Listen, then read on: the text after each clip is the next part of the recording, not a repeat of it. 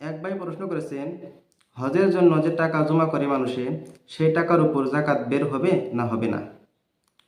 প্রিয় প্রশ্নকারী ভাই, আপনি খুব সুন্দর ও গুরুত্বপূর্ণ একটি প্রশ্ন করেছেন। হজের জন্য জমানো টাকা, তার উপর জাকাত বের হবে কি হবে না?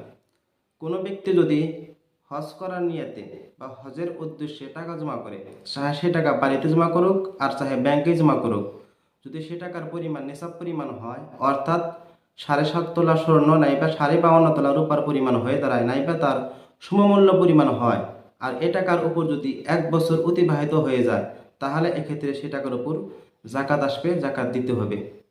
মোট কথা, হজে যাওয়ার নিয়তে জমানো টাকার উপরেও জাকাত আসবে যদি সে টাকা নিসাব পরিমাণ হয় আর যদি তার উপর 1 বছর অতিবাহিত হয়।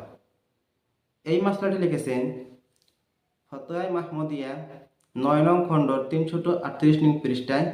ঠিক একইভাবে লিখেছেন ফতোয়া দারুল উলুম জাকারিয়া 3 নং খণ্ড 126 ও 27 নং পৃষ্ঠায়। আশা করি প্রিয় প্রশ্নকারী ভাই, আপনার প্রশ্ন জবাব পেয়েছেন। ওয়া আখিরু দাওয়ানা আলহামদুলিল্লাহি রাব্বিল আলামিন।